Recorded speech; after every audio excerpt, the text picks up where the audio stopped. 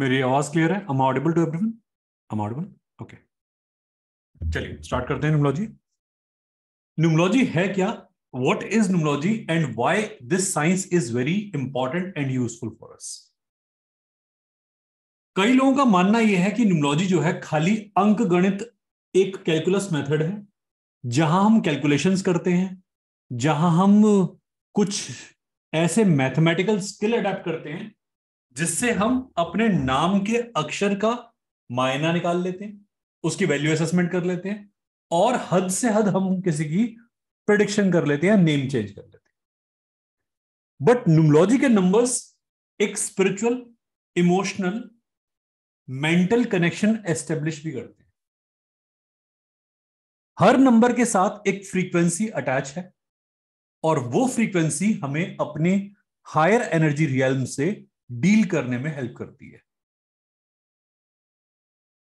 कई बार आपके पास में ऐसे ऐसे लोग आएंगे, वो कहेंगे कि ये न्यूमोलॉजी, एस्ट्रोलॉजी ये होक्स साइंस है, ये सारी फेक साइंस है और ये एग्जिस्टेंस में नहीं होती। ये कहेंगे आपसे कि प्लैनेटरी जितनी साइंसेस होती हैं ये सारी की सारी मनगढ़ंत बातें हैं, जो चीज हमारे सामने नहीं है वो हम पे इंपैक्ट डालती नहीं। अब कई बार तो हमारे दोस्त जितने भी हैं पढ़ते जो है न्यूमोलॉजी, वो कभी कभार तो बहुत मैच्योरिटी से आंसर देते हैं, कभी कभी गुस्सा हो जाते हैं इन क्वेश्चंस पे, रिटेलिएट कर देते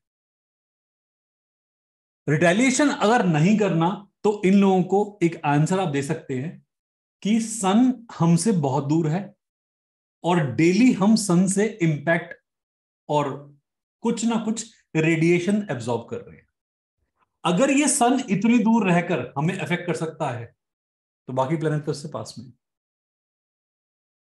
अगर हमारी लाइफ पे, हमारी अर्थ पे जो हमारे मौसम है, जो हमारी ऋतुएं हैं, वो सूर्य से बन सकती हैं और अर्थ सन से इतनी ज्यादा अफेक्ट हो सकती है, तो बाकी सेलेस्टियल ऑब्जेक्ट से क्यों नहीं।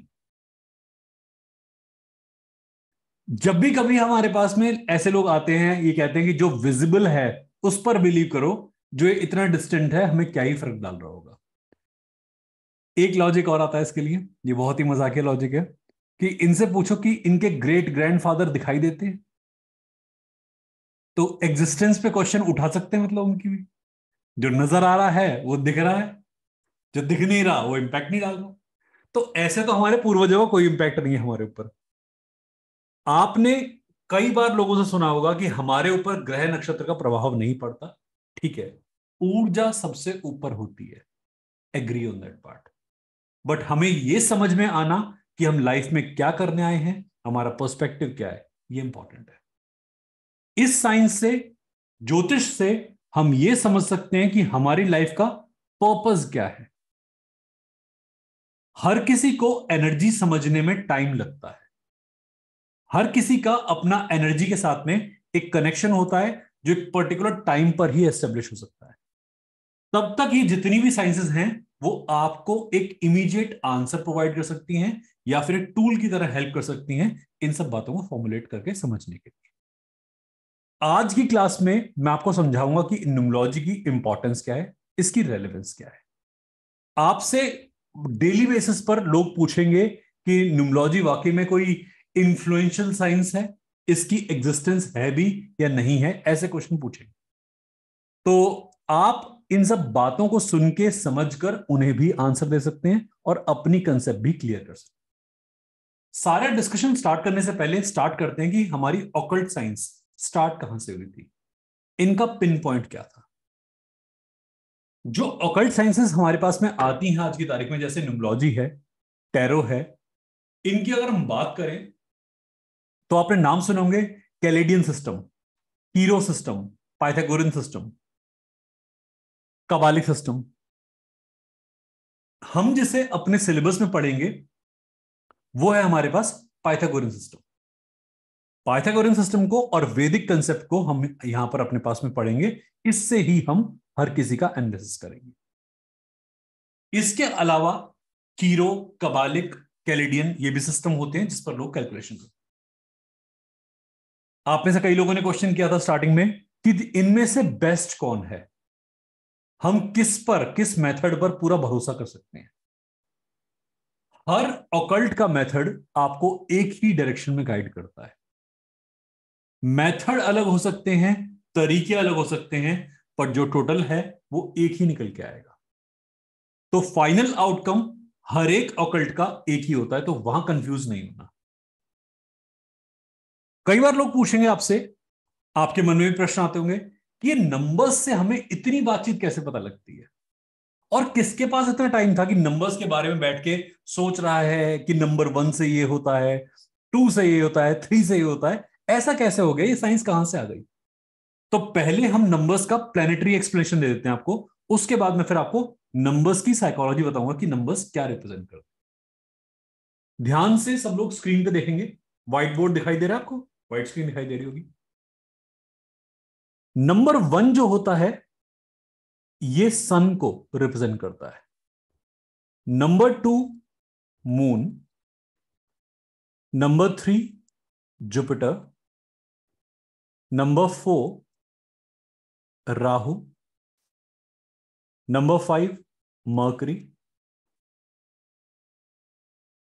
6 Venus, 7 Ketu, 8 Saturn and 9 Mars.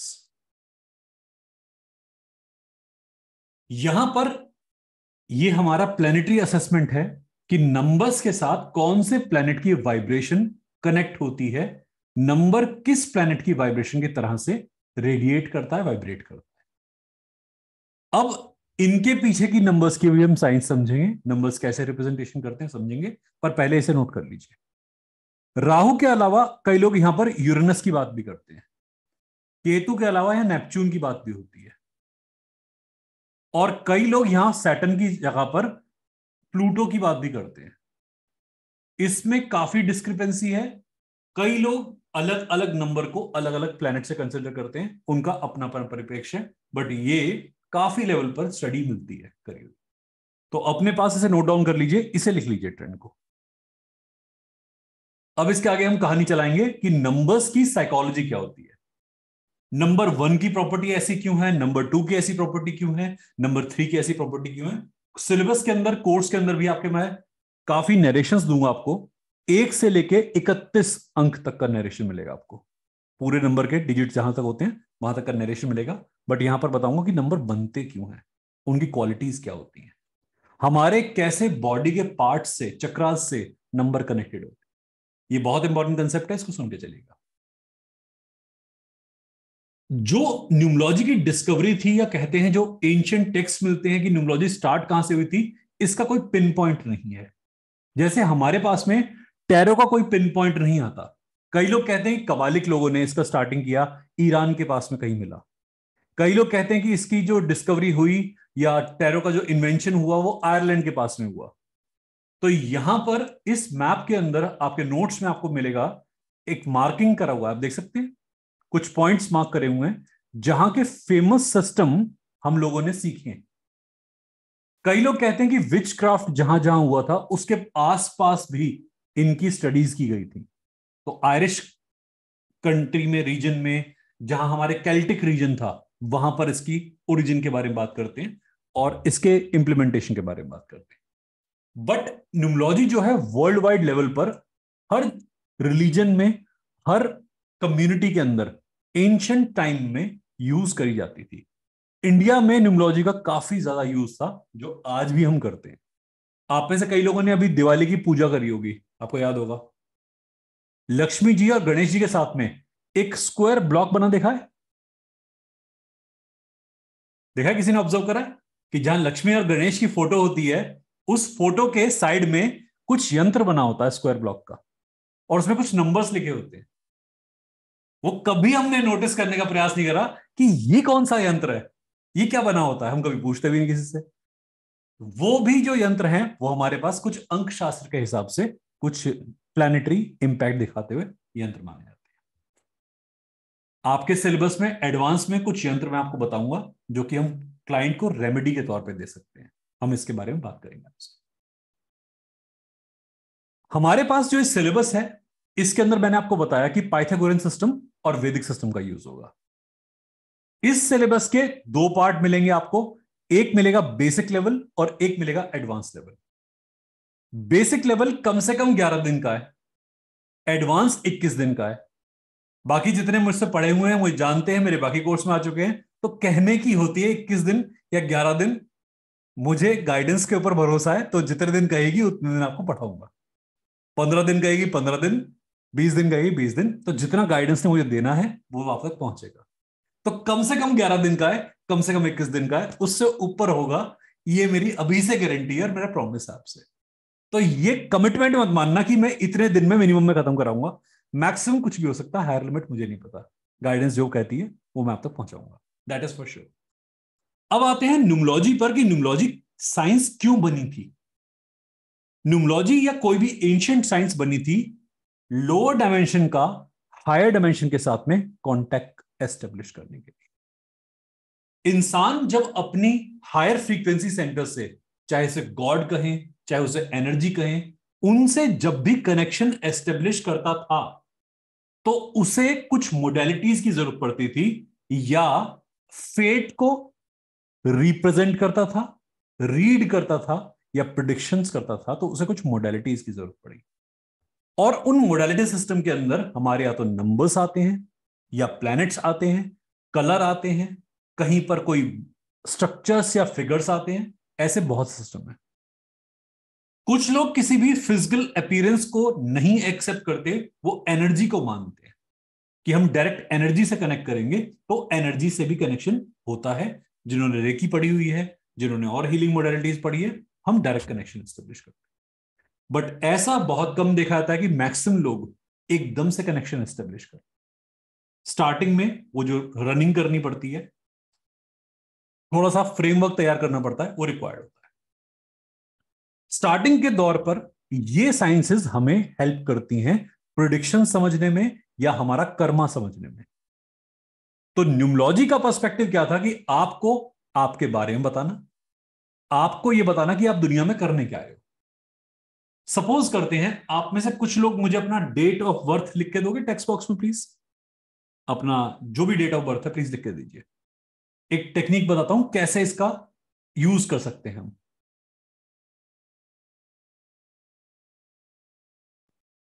Okay, ठीक है।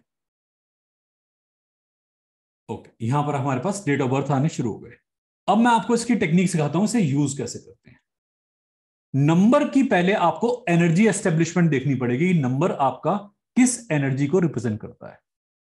हमारे न्यूमोलॉजी के अंदर यूजुअली दो टाइप की एनर्जी होती हैं, या तो एनर्जी होती है बिल्कुल स्ट्रेट, या होती है कर्व्ड। तो आपको मैक्सिमम नंबर या तो स्ट्रेट फॉर्मेशन में मिलेंगे या फिर वो कर्व फॉर्मेशन में मिलेंगे। नंबर या तो स्ट्रेट फॉर्मेशन में मिलेंगे या फिर कर्व फॉर्मेशन में मिलेंगे। कई नंबर ऐसे होंगे जिनमें कर्व भी होता है और स्ट्रेट लाइन भी होती है, हम उसके बारे में बात करेंगे। किसी किसी में आपको इनके बीच में कुछ मिलता है जिसे हम स्लोप कहते हैं, एंगल कहते हैं। पर्सनैलिटी भी ये तीन टाइप की होती है। ये बहुत ही इंटैक्ट पर्सनैलिटी है और बहुत ही मैस्कुलिन पर्सनैलिटी है।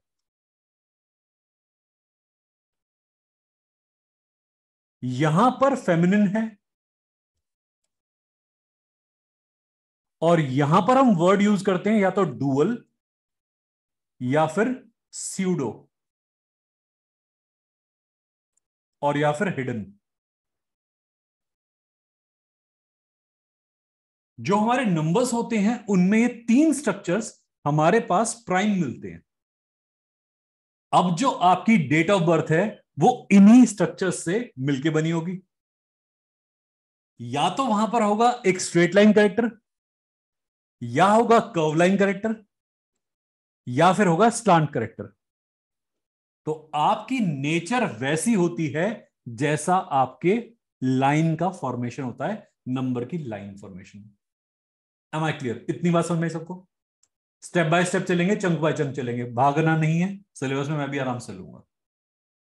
ओके, हमारे पास कई सारी भाषाएं इंडिया के अंदर, वर्ल्ड वाइड लेवल पे बहुत भाषाएं बोली जाती हैं। नोट्स के अंदर मैंने मेंशन करा है कि यूजुअली जो भाषाओं में स्ट्रोक लिखे जाते हैं वो कुछ कुछ कॉमन होते हैं। जितनी भी एंशिएंट लैंग्वेज थी वो कुछ कॉमन स्ट्रोक्स पर आधारित थी। मैं आपको लैंग्वेज दिखाता हूं, इंडियन सब कॉन्टिनेंट की लैंग्वेज दिखाता हूं और आप इनके स्ट्रोक्स देखना। देखो, काफी कॉमन स्ट्रोक्स हैं इनके। तो मैक्सिमम भाषाएं लगभग एक स्ट्रोक में लिखी जाती हैं और एक सा ही इंटरप्रिटेशन देती हैं। अगर नहीं भी देती तो एंड रिजल्ट उनका एक सा ही आता है। आप कभी ट्राई करके देखना, उनके जो फाइनल रिजल्ट आएंगे वो एक से ही आएंगे। नंबर कितने टाइप के हुए हमारे पास में? 3 टाइप के रिप्रेजेंटेशन। एक तो वर्टिकल, एक कर्व और एक स्लांट। इनके बीच में ना कर्व ना vertical. am I clear on this? यहां तक बात कंसेप्ट समझ में? ओके। अब मान लीजिए किसी की डेट ऑफ बर्थ हमारे पास में है 1। आपने बहुत सारी डेट ऑफ बर्थ प्रोवाइड करी है मुझे, मैं एग्जांपल लेके बता रहा हूं। किसी की डेट ऑफ बर्थ है 1, या फिर 1 से बना हुआ कोई भी नंबर, जैसे मान लीजिए 1, और 1 के साथ में किसी का हो गया फिर 1 1 1 4 1 7 1 6 1 9। ये कॉम्बिनेशंस बनेंगे बाद में, पर पहले हम 1 को समझ रहे हैं। अगर मान लीजिए किसी के पास 1 डेट ऑफ बर्थ है तो इसकी पर्सनैलिटी कैसी होती है? जब भी कभी वर्टिकल लाइन नंबर आता है तो ये जैसे अंदर होते हैं वैसे ही बाहर नजर आ जाते हैं। इनके एक्टिंग स्किल, इनके थिएट्रिकल स्किल उतने अच्छे नहीं होते, और चाहते ना चाहते ये अपनी सच्चाई अपने चेहरे पर ले ही आते। अभी मैंने आपको बताया नंबर 1 स्टैंड फॉर सन, कि 1 किसके बराबर होता है? सन के। उस बात को भी बाद में करेंगे, उसको एक तरफ रखते हैं। हम पहले लॉजिक पे बात करते हैं कि 1 लाइक पर्सनैलिटी क्या होती है, नंबर 1 किसे कहते हैं, कौन सी ऐसी पर्सनैलिटी है जो नंबर 1 को रिप्रेजेंट करती है। तो 1 लाइक पर्सनैलिटी वो होती हैं जो एक ही टाइप का बिहेवियर दिखाती हैं, अपने मनसा वाचा कर्मणा में ज्यादा फिल्टर नहीं रख पाती। अपने मेंटल में, अपने वर्बल में और अपने एक्शन में ज्यादा फिल्टर क्रिएट नहीं कर पाते। जितने 1 आपके नंबर्स में बढ़ेंगे आपके फिल्टर वीक होते चले जाएंगे। Write down. जितने 1 आपके नंबर्स में बढ़ेंगे उतने ज्यादा आप वही दिखा लोगे जो अंदर चल रहा है। आपके पास फिल्टर एजेंट या फिल्टरिंग एजेंट नहीं होता उसको, और इंसान पकड़ा जाता है। नंबर 1 को या स्ट्रेट लाइन नंबर्स को पकड़ना बड़ा आसान है। स्ट्रेट लाइन नंबर्स कौन कौन से होते हैं हमारे पास? नंबर 1 4 7 9। 9 के अंदर फिर भी कर्व होता है, बट 1 4 7 जो होते हैं ये काफी ज्यादा स्ट्रेट लाइन कैरेक्टर रखते हैं। इन्हें पकड़ना बड़ा आसान होता है। सिखाएंगे, बताएंगे इसके बारे में कि कैसे हम नंबर 1 को, कैसे नंबर 4 को, 7 को, 9 को, इनकी बातें समझ लेते हैं, इनका मन पढ़ लेते हैं, इनका दिमाग पढ़ लेते हैं। इस बारे में बात करें। अगर हम बात करें बहुत तेज नंबर की, तो नंबर में जितने कर्व उतनी तेजी ज्यादा। The more the curvy property exist in number, more sharp and shrewd is the number.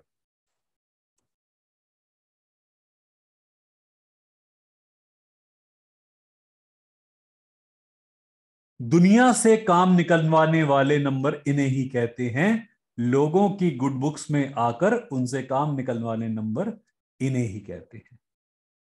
तो ऐसे नंबर लोगों से बहुत जल्दी अपनी मन वांछित बातें करवा लेते हैं, निकलवा लेते हैं।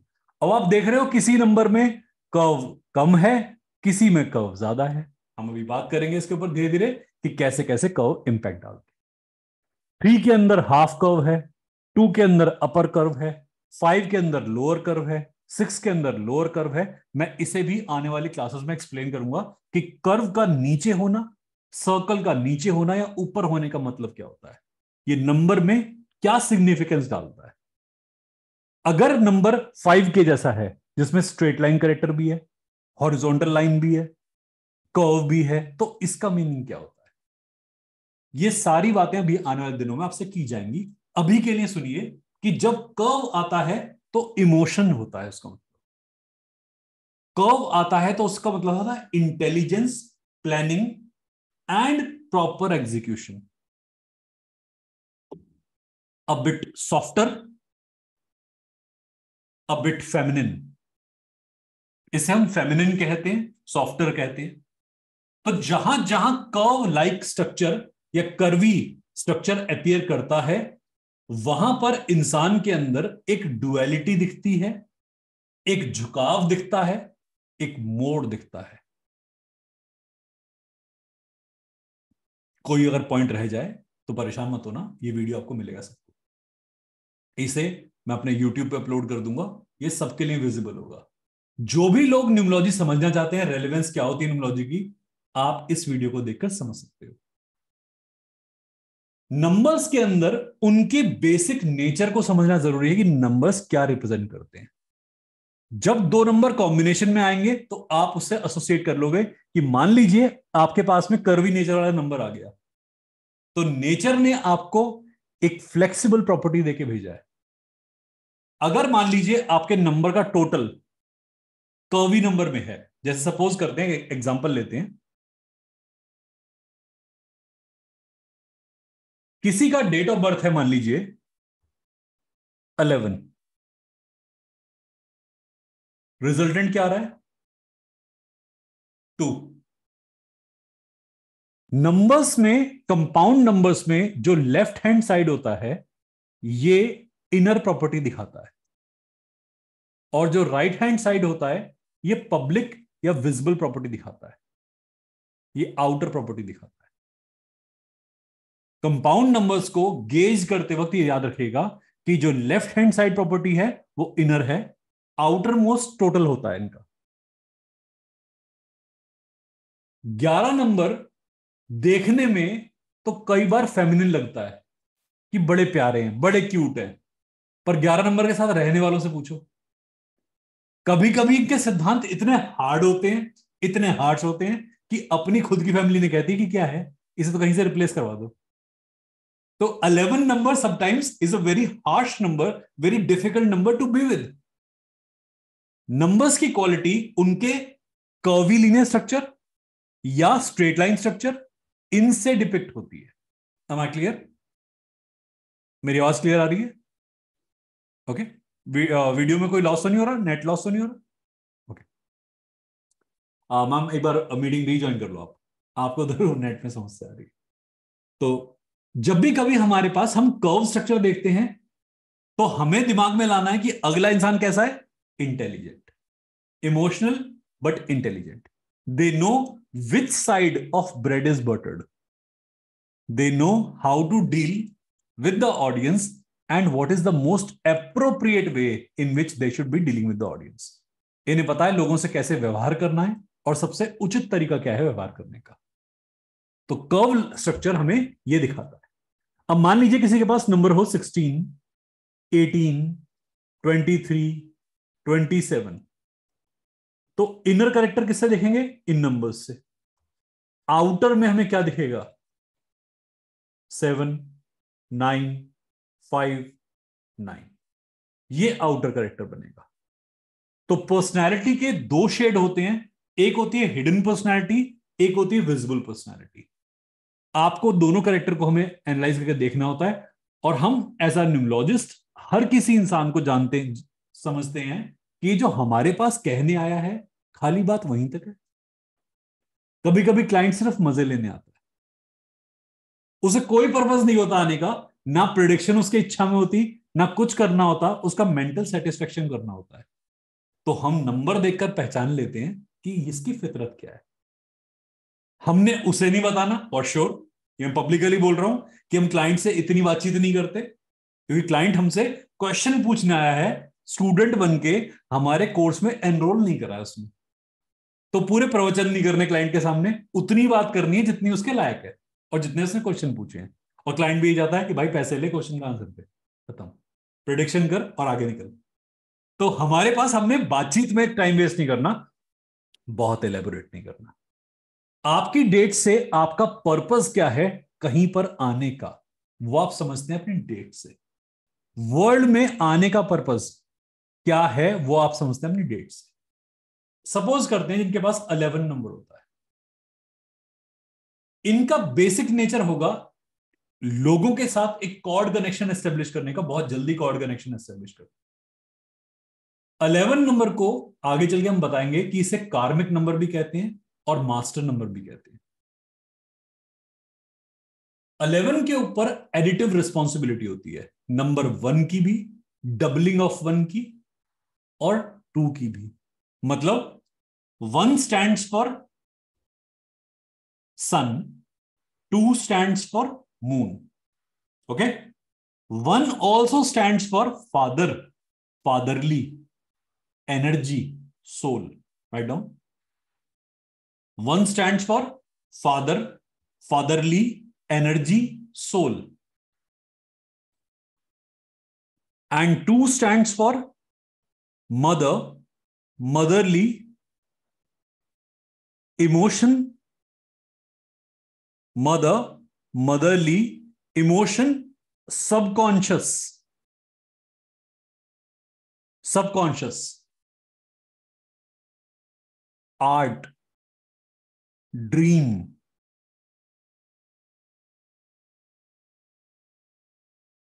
अब आप 1 नंबर को ध्यान से देखो।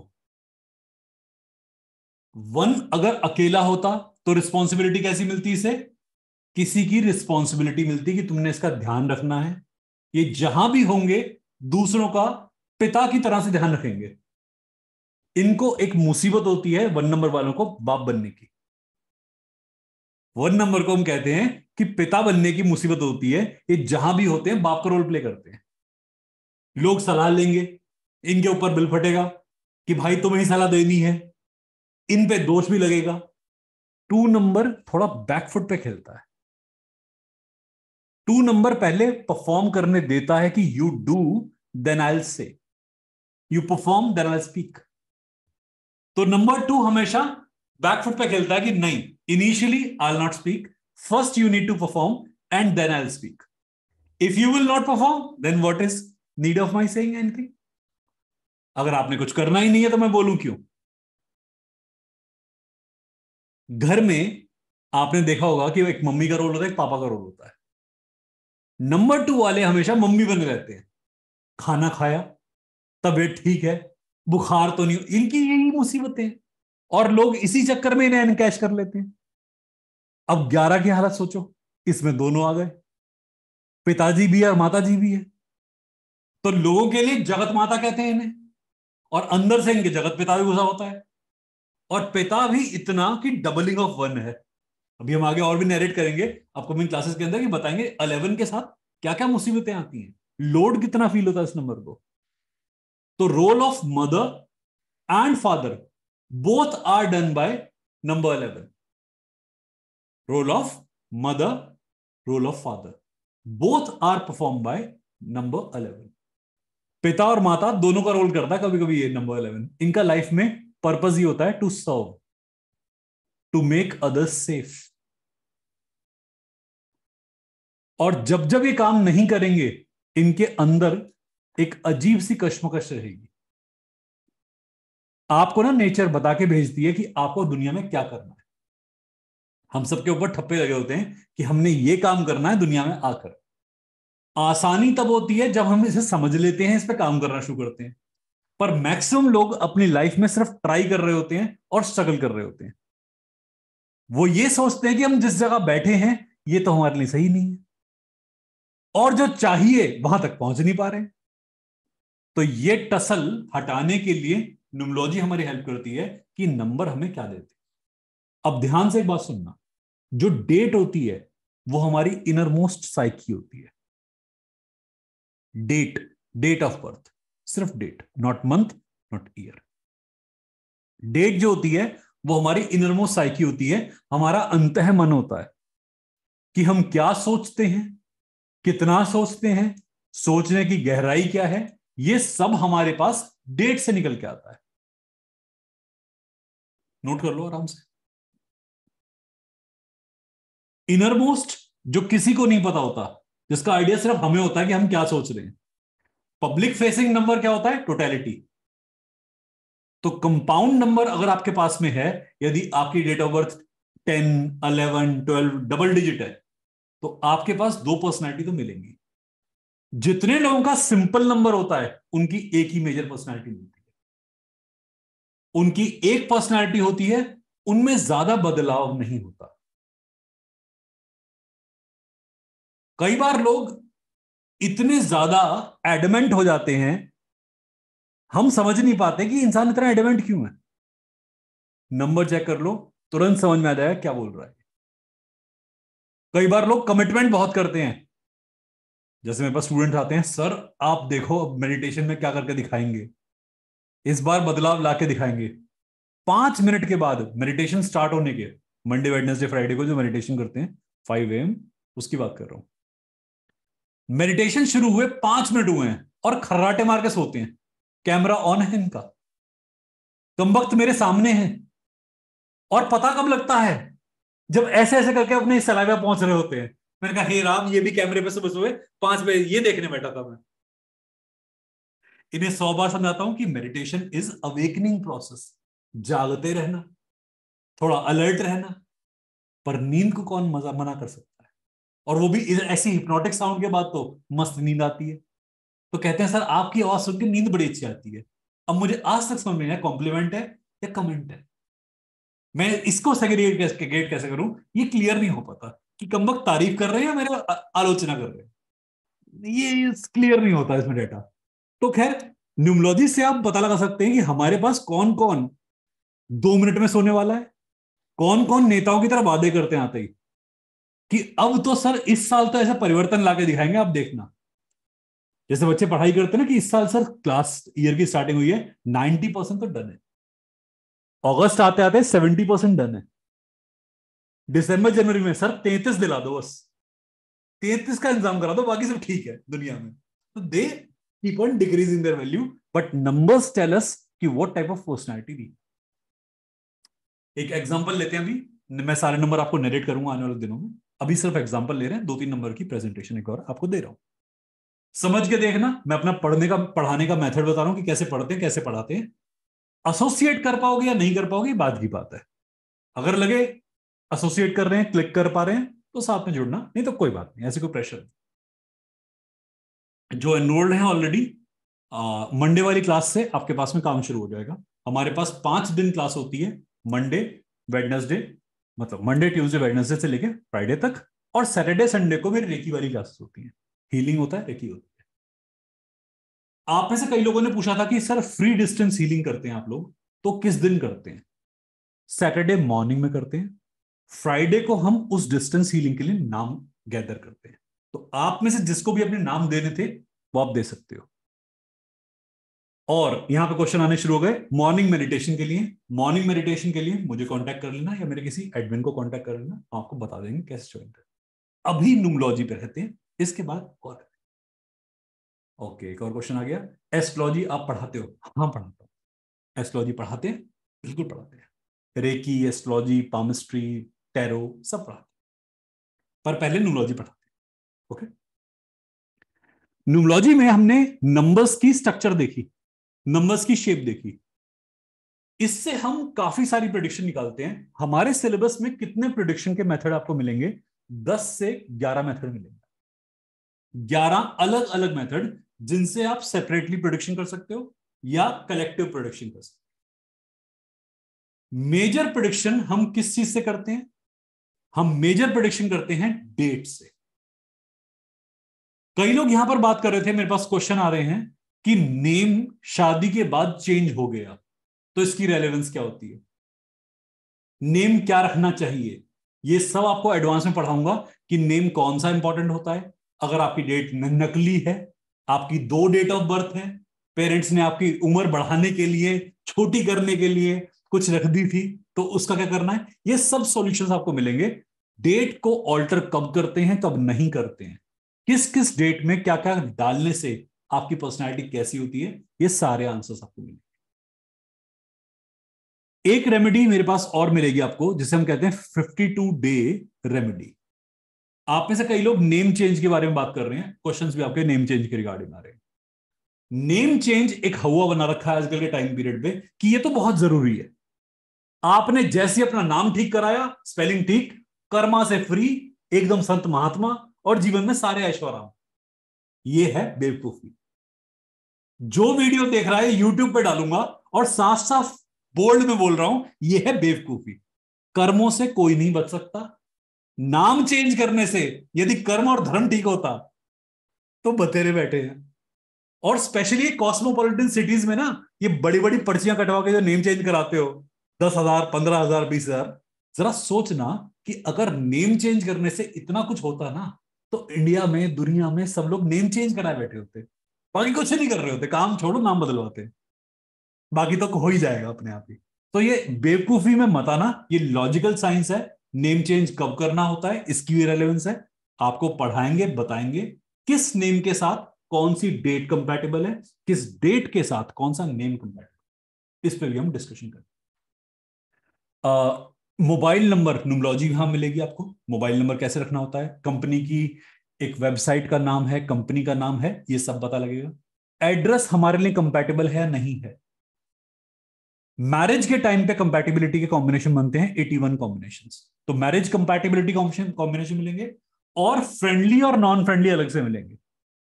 मैं आपको बताऊंगा इसके अंदर, सिलेबस के अंदर, एडवांस के अंदर स्पेशली, कि आपके पास में जो फ्रेंडली नंबर्स होते हैं कभी कभार वो मैरिज नंबर नहीं होते।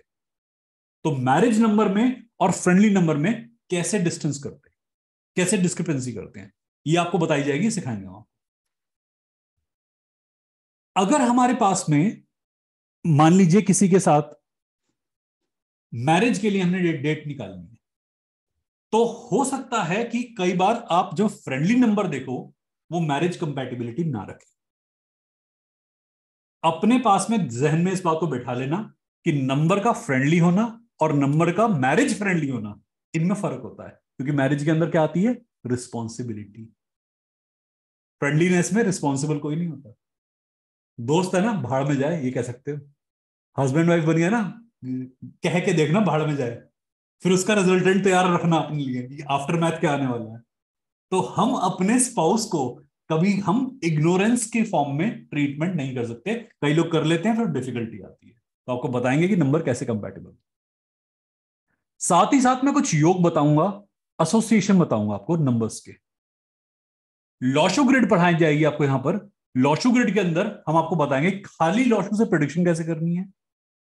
डेट ऑफ बर्थ के हिसाब से हम लॉशो करते हैं, बट मैं आपको कुछ तरीके और सिखाऊंगा जिसके अंदर लॉशो के अंदर आप कुछ और भी प्रेडिक्शन कर सकते हो।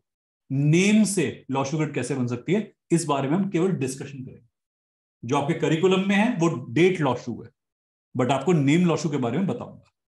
लॉशो की फिलॉसफी फेंगशुई पर आधारित है। वास्तु के हिसाब से कौन सा यंत्र होता है, यही बताएंगे आपको। फेंगशुई के हिसाब से तो लॉशो होती है, वास्तु के हिसाब से कौन कौन से यंत्र होते हैं इस बारे में बात करेंगे, और उसे कैसे करते हैं मैं वो भी आपको बताऊंगा। बट हमारे सिलेबस में लॉशु ग्रिड है फेंगशुई वाली, पर उसके साथ साथ ये भी आपको दूंगा, ये कुछ एक्स्ट्रा कंटेंट है जो आपको देके चलो। हाँ, जिसे एक्स्ट्रा ना पढ़ना हो मुझे बता देना कि सर बहुत एक्स्ट्रा पढ़ा रहे हो, थोड़ा कम पढ़ा के चलो। जिसमें ऐसी कोई एक्जिमा हो, इचिंग हो, मुझे बता देना पहले ही कि सर इतना नहीं पढ़ा जाता। ओके, हमारे पास हम आपको कुछ नंबर्स बताएंगे जिन्हें हम कोर नंबर कहते हैं, कोर नंबर डिवीजन कहते हैं। 5 कोर नंबर बेसिक में पढ़ाऊंगा, 1 से लेके 31 तक नंबर की साइकोलॉजी, फिलॉसफी, कम होना, ज्यादा होना, ये सब नरेशन मिलेंगे आपको। तो पूरा बेसिक लेवल आपके नरेशन से भरा पड़ा मिलेगा, जिसमें आप सीखेंगे कि नंबर कैसे बिहेव करते हैं। और एडवांस के डे 1 से हम प्रिडिक्शन स्टार्ट कर देंगे आपके साथ में, कि एडवांस स्टार्ट होते ही हम प्रिडिक्टिव पार्ट को चलाएंगे। एक बात और, कई लोग कहते हैं कि बेसिक्स हमें आता है, एडवांस सीख लेते हैं, आपसे एडवांस कर लेते हैं, हमें कोई दिक्कत नहीं है। पर 99% लोगों ने ऐसा हुआ है कि फिर बाद में बेसिक किया और फिर बाद में एडवांस किया। पहले एडवांस कर लिया, फिर आधी कंसेप्ट उड़ गई खोपड़ी की, क्योंकि बेसिक नहीं करा हुआ था। मैंने कहा कि रेफर टू बेसिक। अब उन्होंने कहा ये तो हमें आता नहीं है, तो मैंने कहा गॉड ब्लेस यू, हमने तो कहा था बेसिक सीख लो। तो फिर उन्होंने बेसिक किया और बेसिक करते करते एडवांस भूल गए, तो दोबारा एडवांस किया। तो मेरी सलाह आप लोगों से हाथ जोड़ के यही है कि बेसिक और एडवांस एक ही सिलेबस के दो पार्ट है। गलती से भी ये मत सोचना कि एडवांस में कुछ और होगा और बेसिक में कुछ और होगा। बाकी आप लोग समझदार हो, जो डिसीजन लोगे उसके साथ फिर आपको आगे चलना पड़ेगा। हमारे सिलेबस के अंदर पहले आपको कोर नंबर मिलेंगे जो आपकी बेसिक पर्सनालिटी के बारे में बताते हैं। इस कोर नंबर से रिलेटेड एक कंसेप्ट बता देता हूं आपको। आपने AEIOU के बारे में सुना है? इन्हें हम क्या कहते हैं? वॉवल्स। बाकी ना हमारे पास अल्फाबेट जो होते हैं उन्हें कॉन्सोनेंट्स कहते हैं। आप जरा AEIOU बोल के देखना, क्या आपकी जीभ का इस्तेमाल हो रहा है? AEIOU बोलने में कभी भी जीभ का इस्तेमाल नहीं होता। स्वर जब भी आते हैं आपकी जीभ रिलैक्स हो जाती है। तभी म्यूजिक और मेडिटेशन दोनों आपके दिमाग को रिलैक्स कर देते हैं, क्योंकि जीभ का इस्तेमाल नहीं होता। जब आप आलाप की प्रैक्टिस करते हो, सरगम की प्रैक्टिस करते हो, स्वरों का अभ्यास करते हो, तो आपकी जीभ का इस्तेमाल नहीं होता। आगे जाकर गाना गाते हो तो वहां पे होता है, वहां कॉन्सोनेंट्स आते हैं, व्यंजन आते हैं। बट जब तक आप स्वर अभ्यास कर रहे हो आपकी जीभ का इस्तेमाल नहीं होता। आपने देखा है ओम मेडिटेशन करने से दिमाग शांत होता है, क्योंकि ओम में क्या होते हैं? वॉवल्स। आप ऑब्जर्व करना इस बात को कि जो लोग म्यूट होते हैं, मूक होते हैं, बोल नहीं सकते, वो भी ओम बोल सकते हैं। वो ओम की फ्रीक्वेंसी निकाल सकते हैं मुंह से। देखना, कभी ऑब्जर्व करना, क्योंकि ओम को बोलने के लिए जीभ की आवश्यकता नहीं है, केवल आपको स्वर आने चाहिए। तो हमारे बॉडी के अंदर स्वरों को हम पहले इम्बाइब करते हैं, उसके बाद में व्यंजन आने शुरू होते हैं। यहां तक पहले हमारा सहस्त्रार चक्र एक्टिवेट होता है, फिर थर्ड आई एक्टिवेट होती है, फिर विशुद्ध एक्टिवेट होता है। दुनिया में जब हम आते हैं तो हमारे ये दोनों चक्र एक्टिवेटेड होते हैं, प्री एक्टिवेटेड होते हैं। फिर मम्मी सिखाती है हमें पहला झूठ बोलना, कि पापा से ये नहीं कहना। पहला झूठ बच्चा घर में सीख लेता है कि पापा को ये मत कहना, पापा से ये छुपा लो, ये बच्चा सीख लेता है। तो ये एक्टिवेट होता है विशुद्ध। उसके बाद दुनिया से डील करते हैं तो हार्ट चक्र, फिर झूठ सच सब समझ में आना शुरू होता है इंसान के, कि अब तो मामला बन गया। तो यहां के बाद ना कॉन्सोनेंट एक्टिवेट होते हैं। ये दो चक्र तो आपके वॉवल्स से चलते हैं। तो ओम जब आप उच्चारित करते हो तो यहां बड़ा सुकून मिलता है और यहां बड़ा सुकून मिलता है। That's why, because these two chakras correspond with the vowelic sound. अब जब आप वोवेलिक साउंड क्रिएट करते हो, मान लो आपने अल्फाबेट सीख लिए मुझसे कि वोवल्स कौन कौन से होते हैं, AEIOU, और आपने इनके नंबर निकाल लिए कि number A stands for this, number E stands for this, I stand for this, O and U stand for this. आपने सारे वॉवल्स के नंबर निकाल लिए। हमारे पास कोई महानुभाव आए, उन्होंने कहा कि मुझे अपने नेम की स्पेलिंग पसंद नहीं आ रही, मुझे ठीक करनी है। मैं कहा ठीक है। मैंने आगे सलाह दी कि उसकी जरूरत नहीं है, आपका नाम अच्छा खासा है, उसमें कुछ नहीं करना। इन्हें चढ़ी खुराफात। इन्होंने क्या करा कि उसमें ए घुसा दिया। ध्यान सुनना। अब ए इज व्हाट? वॉवल। और वॉवल किसे एक्टिवेट करता है? जैसे ही आप अपने नाम में ए घुसा रहे हो, आप फिजिकल सिग्निफिकेंस के लिए नेम करेक्शन कर रहे थे, बट आपको एक्टिवेशन क्या कर लिया आपने? Spiritual significance. तो बहुत बार लोग ऐसे आते हैं, कहते हैं सर जब से नाम में ए लगा है ना, दुनिया से मन हट गया, दुनिया में मन ही नहीं लगता। मैंने कहा कम तो साथ में तुमने मजे कर लिए, वोवेलिक एडिशन कराए, तो तुम्हारी स्पिरिचुअल पार्ट एक्टिवेट हो गया है। तुम्हें कोई और अल्फाबेट चाहिए था, तुमने गलत अल्फाबेट लगा लिया अपने साथ में। तो ये समझदारी ना आजकल बहुत फैली हुई है। मैं आपको एग्जांपल दे रहा हूं कि कैसे कैसे दुष्परिणाम आते हैं। और एक और आजकल मजा आ रहा है, लोग अपने नाम को बड़ा गजब बना देते हैं। मेरे पास भी अभी एक भाई साहब हैं, अच्छा खासा नाम है उनका, अनवर खान। अनवर जी अगर आप सुन रहे हो तो मतलब गॉड ब्लेस यू। उन्होंने अपने नाम की स्पेलिंग रखी है ANWER। अब आप क्या पढ़ोगे स्पेलिंग को? अनवर पढ़ोगे आप, या तो इसे अनवेर पढ़ोगे, अनवीर पढ़ोगे, या कुछ और भी पढ़ सकते हो। अच्छा खासा नाम था अनवर। खान के अंदर डबल ए डाला, वो तो चलो फिर भी ठीक है, खान का डबल ए एक्सटेंशन कर दिया उन्होंने। हालांकि अगर आपको वाकई में वोकेबलरी की नॉलेज है तो डबल ए एक्सटेंशन एक ही साउंड नहीं करता, वो हायर फ्रीक्वेंसी की तरफ मूव कर जाता है। जैसे इंग्लिश पता है उसे बात पता होगी कि डबल ए का मतलब क्या निकलता है। आपने पढ़ा होगा नंबर के ऊपर वो जो एक डैश था, जैसे हम लोग आजकल ओवर स्कोर कह देते हैं, एक अंडर स्कोर होता है, एक ओवर स्कोर होता है। ये आजकल नई वोकेबलरी आ रही है, सिखाई थी किसी बच्चे ने मुझे कि सर ओवर स्कोर मार्क कर रखा है इन्होंने। मैं कहा बेटा तुम अगर जाके ढंग से इंग्लिश पढ़ते ना तो तुम्हें समझ में आता है इसका मतलब क्या होता है। सो लोग जो बोल रहे हैं वो तो वो बना नहीं। जैसे इन अनवर जी ने अपना नाम क्या बनाया, अनवर खान, पर लिख क्या रहे हैं, अनवेर खान। कितनी पर्सनालिटी क्रिएट हो गई इंसान की। जितनी भी पर्सनालिटी आप क्रिएट करोगे उससे संबंधित कार्मिक क्लियरेंस आपको करनी पड़ेगी। जितने आपके नाम होंगे उतनी सारे कार्मिक क्लियरेंस आपको करने पड़ेंगे मैंडेटरी। ये महाभारत से मैं कोट करता हूं हमेशा इसको, कि कृष्ण के जितने नाम थे उतने ही कार्मिक क्लियरेंस कृष्ण को करने थे। उन्होंने हर नाम को जस्टिफाई किया। मधुसूदन थे तो मधुसूदन थे, कृष्ण थे तो कृष्ण के तौर पे उन्होंने कालिक को हटाया। जब वो रणछोड़ बने तो रण छोड़ना पड़ा। जिस भी नाम से आप कृष्ण को बुलाते हो उनकी फ्रीक्वेंसी वैसी वाली आती है आपके अंदर। ये हमारे साथ भी होता है कि हम जितने नाम रखते हैं ना अपने, उतने हमें कार्मिक क्लियरेंस करने होते हैं।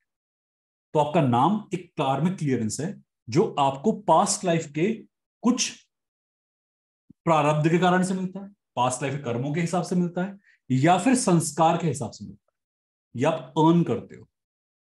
और वो आपकी पर्सनैलिटी आपके ऑरा में आता है। इसे मैं बताऊंगा, ऑरा बनाता है नाम। हमारे सिलेबस में हम लोग कई सारी चीजें होती हैं जो कि आप बहुत पूछते हो फ्रीक्वेंटली। पिनेकल सुना आपने, pinnacle, year number, month number, essence number.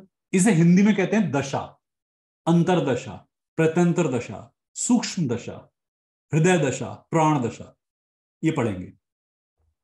साथ ही साथ हमारे पास एक आता है टॉपिक गोचर, ट्रांजिट। हम उस पर भी काम करेंगे।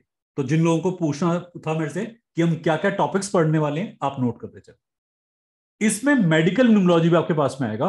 मैं अलग से आपको वात पित्त कफ की कंसेप्ट में मेडिकल न्यूमोलॉजी भी पढ़ाऊंगा। तो जिन्हें नहीं पता वो मार्क कर लें अपने पास में कि मेडिकल न्यूमोलॉजी भी इसमें आने वाली है। टॉपिक बहुत सारे हैं, मुझे जितने याद आ रहे हैं मैं उतने बता रहा हूं।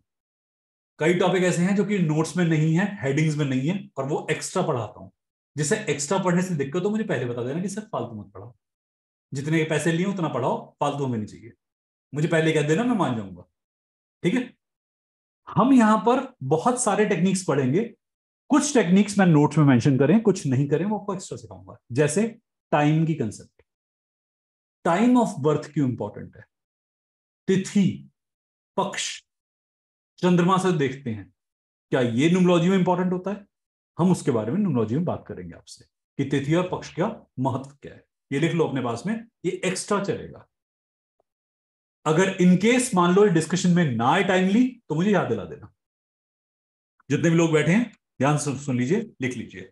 और जितने मेरे एडमिन सुन रहे हो मुझे याद दिला देना। हाँ, कभी मैं टॉपिक वाले मामले से आगे निकल जाऊं, कुछ और एक्स्ट्रा ऐड हो जाए इस बार। इस बार हमने एक टॉपिक और ऐड किया है कि शादी की तारीख बतानी क्लाइंट को।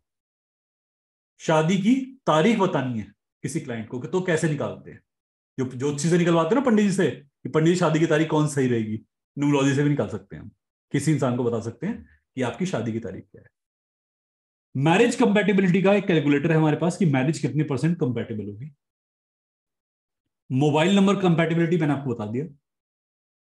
रेमेडीज बताई जाएंगी आपको कि रेमेडी कैसे करते हैं। सिंपल रेमेडी आएंगी मेरे पास में, मैं आसान रेमेडी आपको पढ़ाऊंगा, ज्यादा डिफिकल्ट नहीं पढ़ाएंगे। और ये सारा हमारा सिलेबस के अंदर आएगा। अभी मैं और भी बातें याद कर रहा हूं मेरे सिलेबस के बारे में, कौन कौन सी बातें और रह गई हूं मैं भी याद करके आपको बताऊंगा। काफी लंबा चौड़ा सिलेबस है। ट्राई करते हैं 21 डेज में घुस जाए। बेसिक वाला 11 में घुस जाए, एडवांस वाला 21 में घुस जाए। पर ऐसा होता नहीं है मेरे साथ। 15 दिन कम से कम लगते हैं बेसिक में, और एडवांस का तो मैं कह नहीं सकता। तो इसके लिए तैयार होके आना, मन पक्का करके आना। और जैसे लगता है कि बाद में वीडियो देख के हम बहुत कुछ समझ लेंगे, तो गॉड ब्लेस योर सोल। यहीं बैठे हैं कई सारे जिन्होंने 8-8 बार कोर्स ज्वाइन किया है कि सर हर बार वीडियो देख लेते थे, क्लास मिस हो गई, रिदम टूट गया, तो हमें लगा हम तो वीडियो देख लेंगे। अब इस वक्त नींद आती है बड़ी अच्छी। ठीक है, वीडियो देख के देखना, आपको खुद समझ में आएगा कि मैं सही बोल रहा हूं गलत बोल रहा हूं। Try to be as present as you can in my classroom. मजा आएगा, समझ में भी आएगा। जो क्वेश्चन पूछने हो लिखते जाओ, साइड में आप मेंशन करते हो, मैं उनका आंसर देता रहूंगा, ताकि आपको क्लैरिटी डेवलप हो जाए कि हम क्या करने वाले। इस सिलेबस के अंदर आपके पास 11 मेथड होंगे लगभग, जिनसे आप प्रिडिक्शन करोगे सेपरेटली। क्लाइंट को कैसे आपने प्रेजेंट करनी है कोई चीज, क्लाइंट का ब्रेन कैसे रीड करना है, नंबर्स का ऑरा कैसे रीड करना है, नंबर्स के साथ मेडिटेशन कैसे करना है, इन सब के बारे में बात करेंगे। नंबर को लोग स्पिरिचुअल एस्पेक्ट पे नहीं समझते। जैसे प्लैनेट्स का एक फिजिकल एस्पेक्ट होता है, एक स्पिरिचुअल एस्पेक्ट होता है, ऐसे ही नंबर्स के भी एस्पेक्ट होते हैं। तो हम यहां पर स्पिरिचुअल की बात भी करेंगे और फिजिकल की बात भी। कई सारे ऐसे मेथड भी होंगे जो मैंने आपको अभी भी बोला कि गाइडेंस के हिसाब से कोर्स के बीच में मेरे पास आते हैं, तो जो गाइडेंस हमें बोलती है हम उसे प्रेजेंट कर देते हैं। जो लोग मेरे रेकी कोर्स में पढ़ चुके हैं, पहले पामिस्ट्री, न्यूमोलॉजी, एस्ट्रोलॉजी पढ़ चुके हैं, उन्हें पता है, वो झेल चुके हैं इस बात को। जो लोग नए हैं, यही माल है, ऐसा होने वाला है, तैयार है ना, मन पक्का करके आना, कि बीच में सरप्राइज आ सकते हैं काफी सारे। बुक्स आप कई लोगों ने पूछी, देखो बुक्स की जरूरत ना आपको शायद ना पड़े, क्योंकि बेसिक में मेरे ख्याल से 470 पेजेस के नोट्स हैं और एडवांस के 500 से ऊपर के पेजेस हैं। तो 900 पन्ने की किताब तो आपको मिलेगी मेरी लिखी हुई। अब अगर इसके बाद में किताबें पढ़नी हो तो मैं बता दूंगा, आप पढ़ लेना। बहुत सारी और भी किताबें हैं, बट वो 6-7 ऑथर्स की किताबें काम की हैं, बाकी सब इधर उधर की बातें कर रहे होते हैं। बता दूंगा, पढ़ लेना। आप में से कई लोगों ने रेमेडीज के बारे में बहुत बात करी है, रेमेडीज के बहुत सारे टेक्स्ट आए हुए हैं मेरे पास में। रेमेडीज जो है वो न्यूमोलॉजी का पार्ट नहीं होता। जो रेमेडीज हैं वो आती है हमारी एस्ट्रोलॉजी से। तो जितनी रेमेडीज मैं भी कराऊंगा वो या तो लाल किताब से हैं, या फिर वो पराशर सिस्टम ऑफ एस्ट्रोलॉजी से। तो लिख लो अपने पास में। अगर आप वेस्टर्न इंसान किसी से पढ़ लेते हो तो आपको कभी रेमेडीज के बारे में नहीं बोलेगा, क्योंकि रेमेडीज में हमारे पास एक पूरा अलग साइंस है इसके ऊपर। ये न्यूमोलॉजी का पार्ट नहीं, रेमेडी ये एस्ट्रोलॉजी से ली जाती है। हाँ, मिसिंग नंबर की रेमेडी जो है वो आएगी बिल्कुल, जो आपके पास मिसिंग कर्मा नंबर जिन्हें कहते हैं, उनकी रेमेडी हम देंगे, आपको बताएंगे प्रॉपरली कैसे होता है। नंबर फालतू हो जाए, नंबर कम हो जाए। अब कई लोग क्वेश्चन पूछते हैं कि सर एस्ट्रोलॉजी में तो 9 ग्रह होते हैं, पर लॉशो ग्रिड में ऐसा होता है कि कई नंबर्स तो होते ही नहीं हमारे चार्ट में। वहां तो 9 के 9 ग्रह हैं, यहां हमारा ग्रह भाग गया। अब ये कैसे जस्टिफाई करते हो? तो इस कंसेप्ट को भी आपको बताया जाएगा कि नंबर भागते कहीं नहीं है, नंबर होते हैं, विजिबल और इनविजिबल। उस पर कैसे आधारित होते हैं ये आपसे डिस्कशन करा जाएगा। क्लियर? कई बार आप ये चीज नोटिस करोगे कि हमने एक नंबर आपको पढ़ाया, आपने सारा नंबर रीड करा, बट वो नंबर आपका तो है, बट आपसे मैच नहीं कर रहा। इसे कहते हैं नंबर का एक्टिवेशन। कई बार हमारी डेट ऑफ बर्थ में नंबर्स तो होते हैं, पर हमारी लाइफ में हमने इतने कर्म नहीं करे कि वो एक्टिवेटेड फॉर्म में आ जाए। नंबर्स को एक्टिवेट करना पड़ता है अपना कर्म करके। हम अपने कर्म के द्वारा नंबर्स की एनर्जी को एक्टिवेट करते हैं, जस्टिफाई करते अपने कर्मों से। इसके अलावा भी कई टॉपिक्स होते हैं, जैसे प्रॉक्सी नंबर, शैडो नंबर और एंटी नंबर। मान लो आपके चार्ट में 1 है और 8 है, ये एंटी नंबर्स हैं। आपके नेम में या आपकी डेट में 1 और 8 है, दोनों नंबर है इक्वलेंट, तो ये एंटी नंबर्स हैं। अब इंसान की प्रॉपर्टी ना तो 1 की तरफ कंप्लीट होती, ना 8 की तरफ कंप्लीट होती। तो यहां पर पर्सनैलिटी कैसी बनेगी, इस पे भी हम बात करना सिखाएंगे आपको। Anti number concept, proxy number concept, कई बार क्या होता है कि मान लो आपने कहा कि 2 नंबर तो एब्सेंट है हमारे चार्ट में, तो क्या हमारे में फेमिनिज्म ही नहीं है? नहीं, उसके प्रॉक्सी नंबर्स होते हैं। कौन सा और नंबर होता है जो हमारे उन करेक्टर को एक्टिवेट करेगा? प्रॉक्सी नंबर कौन सा होता है ये आपको बताया जाएगा। We combine astro and neuro. हाँ, yes ma'am, I teach astro and neuro in a combined form for sure. But astro में कई सारे ऐसे पार्ट हैं जो बिल्कुल एंटायरली डिफरेंट आते हैं, तो एस्ट्रो अलग से पढ़ाता हूं मैं, अलग से टॉपिक पढ़ाता हूं एस्ट्रोलॉजी का। यहां पर कोशिश करूंगा कि न्यूरो भी और एस्ट्रो भी दोनों का पर्सपेक्टिव क्लियर कर दूं आपको। कई बार मैंने क्या करा है, पत्रियां खोलकर पत्रियों के हिसाब से न्यूमरोलॉजी की प्रिडिक्शन करके दिखाई, और वो दोनों में सही बैठ रही है। न्यूमरोलॉजी से भी बैठ रही है, एस्ट्रोलॉजी से भी बैठ रही है। और इवन उनके ऊपर टैरो कार्ड्स खोल के दिखाए तो टैरो कार्ड ने भी सेम प्रिडिक्शन बताई।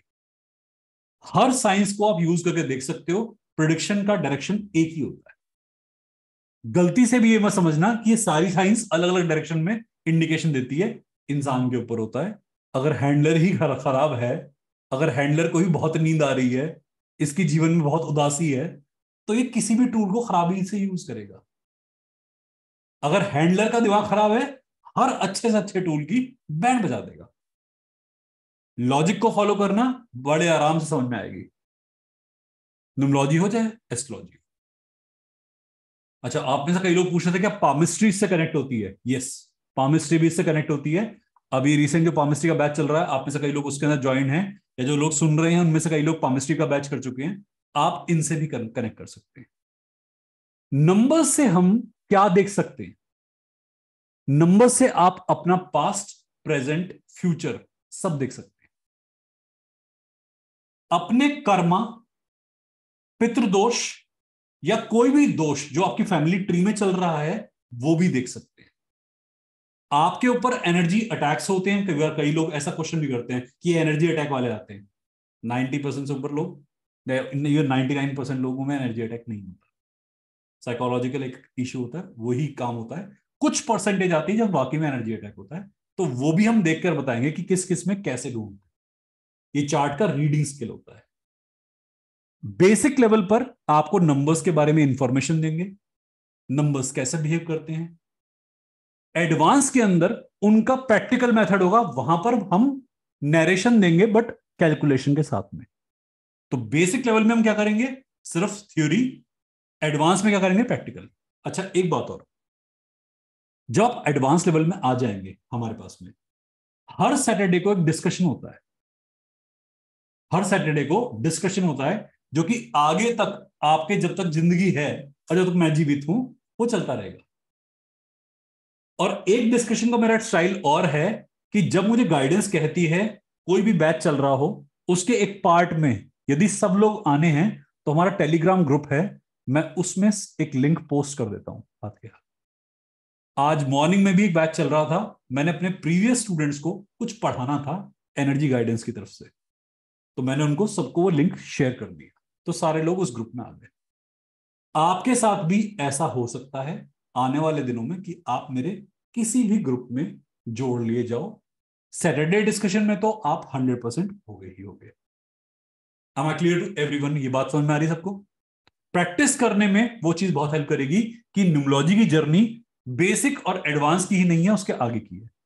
इन सैटरडे डिस्कशंस में हम कुछ रिसर्च वर्क करते हैं, कुछ एक्स्ट्रा बताते हैं जो कि नोट्स में नहीं है, कुछ केस डिस्कशन डिस्कशन करते हैं, जो केस स्टडीज हमारे पास आती हैं हम उनको डिस्कस करते हैं। ओके, न्यूमरोलॉजी को कई लोग कहते हैं कि होक्स साइंस है, ये फेक साइंस है, तो मैंने आपको इसके ऊपर बहुत सारे आर्गुमेंट दे दिए। आपके नोट्स में हमने काफी सारे साइंटिफिक रिसर्च के हिसाब से न्यूमरोलॉजी का सिग्निफिकेंस दिखाया है। एक मैंने स्पेशली आपके बेसिक में एक पेज शेयर करा हुआ है, ये जरा देख लें। कई लोग हमसे बहुत ही साइंस साइंस करते हुए आते हैं, तो निकोलस टेस्ला का मैंने यहां पर एक एग्जांपल क्रिएट करके बताया कि निकोलस टेस्ला ने न्यूमरोलॉजी के 369 के ऊपर काफी सारे टेस्ट कंडक्ट किए, और निकोलस टेस्ला ने यह तक बोला था कि 369 एक वर्म होल नंबर है जो पास्ट, प्रेजेंट और फ्यूचर तीनों को कनेक्ट कर देता है। कई कंट्रीज में ऐसे लोग हैं जो 369 नंबर को यूज करके अपने घर के एड्रेस क्रिएट करते हैं, या ऐसा घर लेते हैं जहां पर ये नंबर हो। कुछ इंट्रोडक्टरी नोट्स हैं जो आपको कल मॉर्निंग में अवेलेबल हो जाएंगे ग्रुप के अंदर। मैम आपको ऐड करेंगे ग्रुप के अंदर, आपको नोट्स मिल जाएंगे, जो जो एनरोल कर रहा है उसके साथ में नोट शेयर कर दी जाएंगे।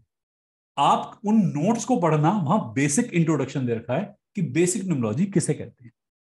फिर हमारे पास में हम आगे डिस्कशन लेके चलेंगे इसका, ताकि आपको टेक्निकल नॉलेज मिले। अच्छा जी, आपके और क्वेश्चन भी ले लेता हूं। आपने काफी सारी बातें पूछी थी मुझसे, और किसी को और कुछ पूछना है पूछ सकते हैं, आप चैट बॉक्स में डाल सकते हैं अपने क्वेश्चन। हाँ, एक चीज और पढ़ाऊंगा आपको अलग से, जीरो की रेलेवेंस क्या होती है। नंबर 10, 20 और 30, 1 2 3 नहीं होता। अगर 10 20 30 1 2 3 होता तो इनको क्यों रखते। तो ये इंपॉर्टेंट टॉपिक है हमारे पास में, जो जीरो की इंपॉर्टेंस समझने के लिए हमें पढ़ाया जाएगा कि what is the need of zero in numerical segment, what happens when zero comes too much into a date.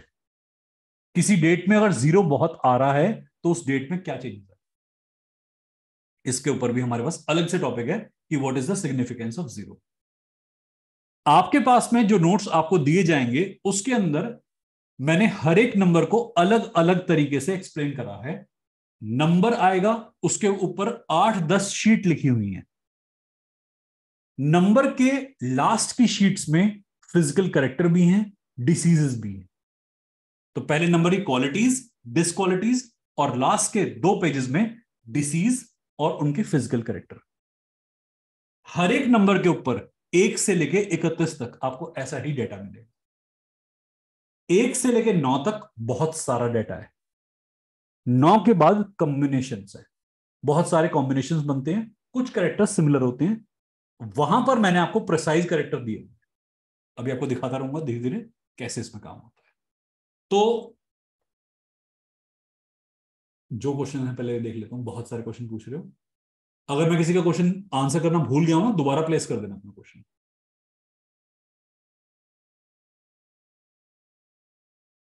Yes ma'am, personal month number आएगा, पर्सनल ईयर नंबर आएगा, एक्सप्रेशन नंबर आएगा, desire number, heart desire number आएगा, personality number आएगा, ये सारा सारा कुछ है। ये सारा कुछ आपको पढ़ाया जाएगा, ये आपके सिलेबस के अंदर है। इससे भी ज्यादा है मैम, इससे भी ज्यादा है। ये तो एक छोटा पार्ट है, इससे कहीं ज्यादा है इसमें सिलेबस के अंदर। परेशान हो गए फॉर श्योर, पढ़ते पढ़ते तंग हो जाओगे, गारंटी ले रहा हूँ इस पर। जो वाकई में रिसर्च करने वाला बच्चा है ना, वो तो बहुत एंजॉय करने वाला है। आगे आने वाले टाइम पे और टॉपिक आने वाले हैं, अगले बैच में और 2-3 टॉपिक हैं जिन पर रिसर्च कर रहा हूं। आपके नाम को भी हम एनालाइज करके दिखाएंगे कि आपके नाम में कौन कौन से करेक्टर छुपे होते हैं। नेम एनालिसिस भी है और डेट एनालिसिस भी है, दोनों सिखाएंगे। एक हमारे पास टॉपिक और है लॉस्ट एंड फाउंड का, कि कोई आर्टिकल खो गया है, ढूंढना है, तो न्यूमोलॉजी की असिस्टेंस से कैसे हम ढूंढ सकते हैं, जिसे हम आर्टिकल डाउजिंग कहते हैं। आर्टिकल डाउजिंग बाय न्यूमोलॉजी, इसे लिख लो अलग से, article dowsing by numerology. Clear? Yes ma'am, आप इस कोर्स के बाद तो प्रिडिक्शन कर सकते हो, डेफिनेटली कर सकते हो। और आपको एक सॉफ्टवेयर भी मिलेगा छोटा सा, एक डेमो सॉफ्टवेयर आता है आपके पास में, जो विंडोज में प्ले हो जाता है, लैपटॉप पे या डेस्कटॉप पे, मोबाइल में नहीं होता। ऐप नहीं है, वो सॉफ्टवेयर है, छोटा सा डेमोवेयर है। एप्पल पे नहीं चलता और मैक पे नहीं चलता, वो सिर्फ विंडोज पे चलता है। मैं आपको वो भी दूंगा ताकि कैलकुलेशन थोड़ी शॉर्ट हो जाए। बट मेरी रिक्वेस्ट है आप सबसे, जितनी कैलकुलेशन हाथ से करोगे ना, उतना दिमाग चलेगा। मैं ये बकवास सॉफ्टवेयर में ना किसी में बिलीव नहीं करता। न्यूमरोलॉजी की प्रोडिक्शन मैं हमेशा हाथ से करता हूँ। इवन एस्ट्रोलॉजी का चार्ट भी मैं हाथ से बनाने में बिलीव करता हूँ। एस्ट्रोलॉजी के चार्ट को ना हम टेवा कहते हैं, टेवा। पुराने टाइम पे टेवा कहते थे उसे। तो हम उसी तरीके से बनाते हैं, पत्री देखकर, जंतरी देखकर। जितने आप हाथ से काम करते हो उतना बेहतर रहता है। प्रोडिक्शंस आपको हाथ के हाथ याद होनी शुरू हो जाएंगी, आपको तरीके हाथ के हाथ याद होने शुरू हो जाएंगे। सैटरडे के जो सेशन होंगे वहां पर आप अपने क्वेश्चन भी कर सकते हो। आपको कोई भी डाउट हो आप बाद में भी इस करिकुलम के बाद भी पूछ सकते हो। सैटरडे डिस्कशन उन सभी के लिए हैं जो आज तक मेरे स्टूडेंट रहे हैं किसी भी बैच, वो सब लोग हमारे पास सैटरडे को आते हैं। मैं रेकी में भी ये डिस्कशन करता हूं सैटरडे को, न्यूमोलॉजी में भी करता हूं, एस्ट्रोलॉजी में भी करता हूं, बशर्ते आप लोग सहयोग करो तो। अगर आप बोर हो रहे हो तो ठीक है, फिर तो अपने अपने काम कर लो, मैं भी बिजी हूं अपनी लाइफ में, मेरे पास काफी सारे काम है। तो अगर आपको पसंद आएगा तो काम होगा। Vedic and Chaldean both are same, yes ma'am, in some way. Vedic and Chaldean similar to each other, I will not say same but similar. हमारे पास हम पाइथागोरियन का इस्तेमाल करेंगे और वैदिक का इस्तेमाल करेंगे, पाइथागोरियन एंड वैदिक। पास्ट लाइफ के बारे में जान सकते हैं, हाँ जान सकते हैं, पास्ट लाइफ के बारे में पता लग जाता है। काफी सारी चीजें हैं जो हम यहाँ बताएंगे, आपको क्लियर हो जाएगा दिमाग में कि बहुत सारी बातें पता लगेंगी। नंबर्स के प्लेन सिखाऊंगा, नंबर मल्टीपल टाइम आता है तो क्या होता है, नंबर नहीं आता है तो क्या होता है, ये सब क्वेश्चन के आंसर में जो आपने पूछे मैं सबका आंसर दे दिया लगभग। और पूछ लो, जो इसके मन में जो क्वेश्चन हो पूछ लो, कोई दिक्कत वाली बात नहीं। आपकी डेट के हिसाब से आपके कर्मा क्या हैं, मैंने उसका एक एग्जांपल दिया है, इससे भी आगे बातचीत चलेगी हमारे सिलेबस के अंदर कि why we are here in this world, why we need to why we need to activate ourself and which chakra we should be focusing on. ये सब के भी आंसर हमारे पास में दिए जाएंगे कि किस चक्र पे काम करना है, हम दुनिया में क्यों आए हैं, हमारा कर्तव्य क्या है, ये सब आंसर देंगे। तो चिंता ना करो, ये है question. Sir, can you tell bit about the free internship which you have mentioned? Yes, ma'am, I can tell. हमारे पास में ग्रुप जो सैटरडे का है ना, इसमें हमारे पास इंटर्नशिप बेसिक पर्पस नहीं है उसका, नॉलेज शेयरिंग है बेसिकली। क्या होता है कि न्यूमोलॉजी में लोग काम करते रहते हैं ना, तो थोड़े टाइम के बाद स्टेगनेंसी आ जाती है, काम करते करते बोर हो जाते हैं, पढ़ाई करना छोड़ देते हैं। तो मैं हर सैटरडे को आकर ना इनके सिर में दर्द करता हूँ कि भूल ना जाना न्यूमोलॉजी पे काम करना, ये याद दिलाने के लिए हर सैटरडे आप। आगे आने वाले टाइम पे हम इंटर्नशिप पे ला रहे हैं कुछ काम, मैं रिसर्च वर्क में भी काम ला रहा हूँ। कई सारे टॉपिक हैं जिसपे बच्चों ने परफॉर्म करना शुरू कर दिया है। अभी पिछले कुछ टाइम पहले बच्चों ने थैलेसीमिया पे काम किया था, कैंसर पे काम किया था, शेयर मार्केट पे काम किया था। What is the timing of Saturday discussion? Timing थोड़ी फ्लेक्सिबल होती है, वो मेरे अपने अपॉइंटमेंट्स और पेशेंट के हिसाब से होती है कि रेकी वाले पेशेंट जब मेरे ओवर होते हैं तो मैं रखता हूँ यूजुअली 4 to 5 PM का time. We are going to learn Pythagorean system, हम यहां पर पाइथागोरियन सिस्टम सीखेंगे और साथ में वैदिक।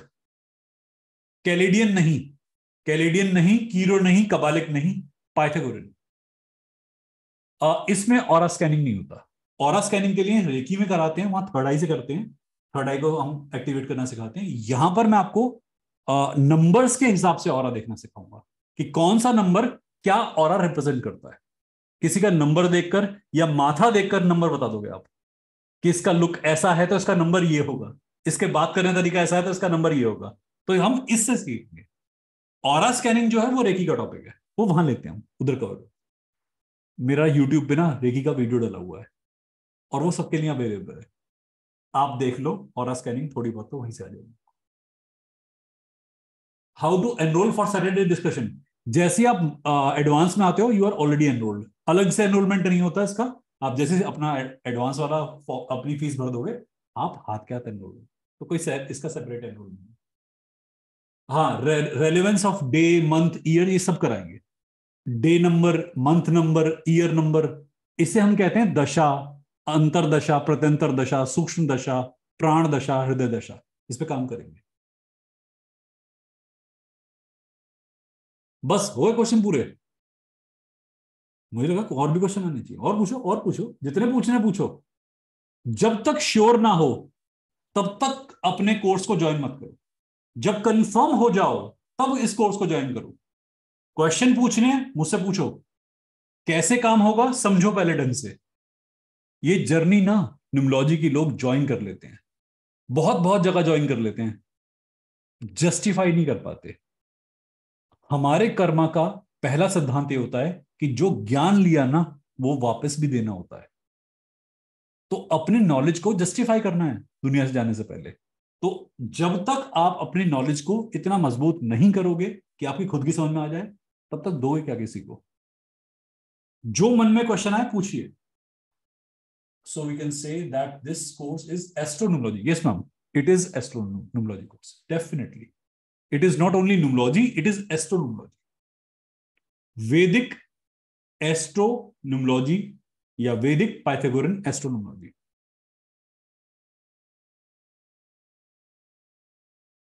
चलो जी, मेरे ख्याल से सारे के सारे आपने कनेक्शन कर लिए।